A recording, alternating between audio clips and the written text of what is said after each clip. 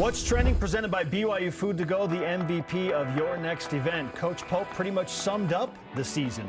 We just couldn't get over the hump. Jarom, how would you, looking back now that the season is complete, no postseason for the men, how would you define the basketball season? Sub 20. If you're sub 20 wins, it wasn't good enough, right? You play more games nowadays, too. Like when Danny and the boys are doing something, they're not playing 30-plus games like they do nowadays. But sub 20, always below the standard for BYU. Not making the NIT, below the standard for BYU.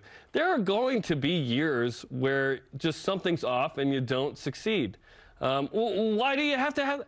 Again, I'm going to reference something I've referenced a lot on this program is, in 2017, BYU took a massive step backward in football, but it helped to take a massive step forward. Sometimes you got to go down to go up, like like a plane before it takes off or something, whatever analogy you want to make. This men's basketball team, we hope, takes a step forward in the Big 12 in recruiting, in possibility, in strength of schedule, in opportunity to make the NCAA tournament and play at a level where it feels like it's deserved to be for a long time. So sub 20 certainly is frustrating, and perhaps, and we hope this is the year that sort of propels BYU into the future because, hey, you got to make some changes. What those changes look like are up to Mark Pope and Tom Homa and this staff to figure out with the roster and everybody and everything. 19 and 15 overall, net 85, that's lowest since 2019, where BYU was actually 86. Ken Palm 75, lowest since 2019 as well. Quad 1, 1 and 7. Combined quad 1 and 2, 2 and 11.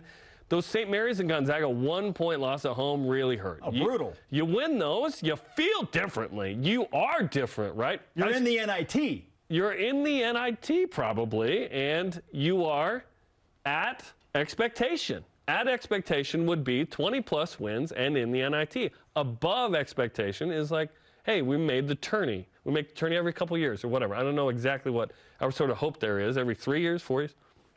Okay, but what really hurt BYU this year was quad 3 and quad 4 losses. The fact that BYU had 4 this year, I believe that's more than BYU had combined the previous 3 years.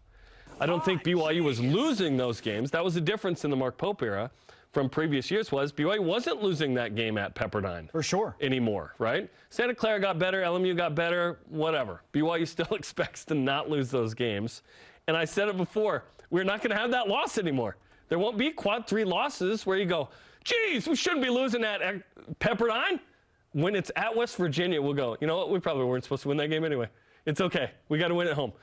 The 4 quad 3 and quad 4 losses were just terrible. If BYU only loses one of those and beats Gonzaga and St. Mary's in the games where they led late, perhaps we feel very different about the season. I think we're only talking about like a 5-game difference here, Spence, maybe 4 games, that sort of swung the season.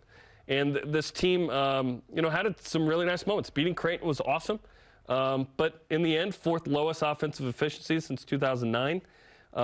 The defense was good most of the year. They end up actually being the lowest rated defense of the Pope era when the dust settles. They were ranked higher, but the actual metric of 97.6 is the worst of the Pope era. So they certainly did some nice things. But in the end, you push the reset button. You hope you got a nice young core going into the Big 12 that's exciting of Dallin Hall and Jackson Robinson and Foose and Spencer Johnson and so on. Spencer Johnson will be one of those leaders on the team next year.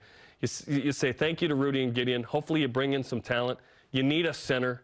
You need another big. You're going to lose some guys you don't expect to lose. And then hopefully we go into the Big 12 and you pull off what West Virginia did yesterday, which is get a 9 seed as a 19 and 14 team. This is the way. This is the way. I love Mandalorian, episode 2. So good, right? It's awesome. In contrast to what we're discussing as we define the BYU basketball season. I can sum it up in one word: frustrating. The entire season was extremely frustrating, and you mentioned 4 or 5 swing games. I'll pinpoint 3. The South Dakota loss at the time, I believe it was Vivint Smart Home Arena. Now it's the Delta Center again. During the game, it went from Energy Solutions Arena to Vivint to Delta. It was crazy. At the now Delta Center. That loss... Well, it's a minute till it's the Delta Center, right? I think this summer. Okay. Yeah. It's Vivint at the moment. Let's give them their flowers. The Delta Center for me. That's Nice. what it was at first. Nice. And then the losses at home to Gonzaga and St. Mary's. Yeah. Just swing those 3 games. So a 1-point loss to South Dakota, or was it 2? Regardless, it was a 1-possession game.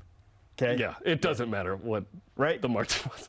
The point is 3 1-possession games. Yeah. You swing those in BYU's favor. Now you have 2 more quad 1 wins, and you avoid the worst loss of the Mark Pope era.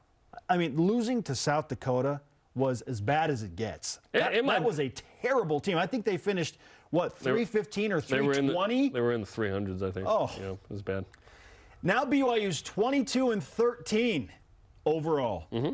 And probably have a home game in the NIT. Yeah, you're on the bubble for the weirdly. It's like going, hey, maybe. 22-13 has BYU in the NIT, and I think probably gives them a home game because the NIT is like, yeah, Provo's a great place to host the NIT. Hey, I have great news. South Dakota was 298, so it wasn't a 300-plus loss. Sorry, we did it. They were 315 a couple of weeks ago. We're good. You know what? Not a bad loss anymore. 298 out of 352 college basketball teams in Salt Lake City. That was tough. I define the season as frustrating, and it's because BYU showed us at times, like, oh, maybe this team could do some things. They got hot at the end of non-conference play, and we were all kind of thinking, they were 10-3. We're okay, like, okay, yeah, this is for they were sure. Gonna be all right. They feel like an NIT team. Maybe they could steal a few games in the West Coast Conference and be bubblicious for the NCAA tournament. I want to rewind to the end of non-conference to that conversation because that's where we all were at 10-3. Like, you beat Creighton, you beat Dayton, you played your best game of the season against Utah, and we're feeling good. We'll forgive the South Dakota loss because you've done some nice things. And then it's became this, I don't know, feeling throughout all of West Coast Conference play. Like you could beat anybody, you can lose to anybody. They proved that. It was very frustrating. And I say that with confidence because the players will tell you the same thing. Extremely frustrating. They knew what they were capable of, and they just didn't quite hit the mark. Again, Mark Pope said it best. We just couldn't quite get over the hump. In the game against St. Mary's and for the season overall, right there on occasions. Yep. Just could not do enough. Weren't good enough, and that's frustrating, right? They were real close to being good enough. It's okay to be frustrated. The players are. If you aren't frustrated, you're not competitive enough. Yeah, you should be frustrated. This team should be in the NIT. This team has enough talent on the roster, as young or as inexperienced or as, heavily influenced by the transfer portal as they were. And this team has enough talent. Yeah, they were good enough. Yeah, no matter where they came from. They should be in the NIT. Yeah, absolutely. And that is frustrating. Just get into the NIT, whatever. As a 7 seed and 8 seed, you play a role. They were not good enough to get to that level. And that stinks. Always going to be disappointed in that level, right? BYU basketball is a proud tradition. This is a team that's won a gajillion games over time. It's had some great players, national players of the year and whatnot. This is a team that didn't even sniff the NCAA tournament the last 2 years, which is disappointing. So certainly there is a challenge ahead of this program right now. Mark Pope said as much to me after the game, on Monday night after St. Mary's. He said, we're at the bottom of Mount Everest, and we need to make this climb. And then I said, do you know a good Sherpa? And he said, that's our job.